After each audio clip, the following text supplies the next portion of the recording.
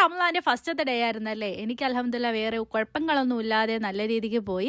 ചെറിയ തലവേദനയൊക്കെ ഉണ്ടായിരുന്നു, പക്ഷേ എങ്കിലും വലിയ കാര്യമായിട്ടുള്ള പ്രശ്നങ്ങളൊന്നും ഉണ്ടായിരുന്നില്ല കേട്ടോ. പിന്നെ ബാങ്ക് വിളിച്ചു, ഈത്തപ്പഴത്തിന് നോമ്പ് മുറിച്ച് ശേഷം പിന്നെ ഫ്രൂട്ട്സ് കഴിച്ചു കേട്ടോ. പിന്നെ അതാ ഈ ഒരു ജ്യൂസ് മുന്തിരി അതുപോലെ തന്നെ തണ്ണിമത്തനും ആപ്പിളും ഒക്കെ ഇട്ട് അടിച്ച ഒരു മിക്സ്ഡ് ജ്യൂസായിരുന്നു കേട്ടോ. അത് അടിപൊളിയായിരുന്നു കേട്ടോ കുടിക്കാൻ വേണ്ടിയിട്ട്. പിന്നെ വാഴയ്ക്കപ്പോ കാബജിയും പിന്നെ അതുപോലെ തന്നെ സമൂസയൊക്കെ ഉണ്ടായിരുന്നു. അങ്ങനെ ഓരോന്നായിട്ട് ഞാൻ പറക്കി തിന്നാൻ വേണ്ടിയിട്ട് തുടങ്ങി കേട്ടോ.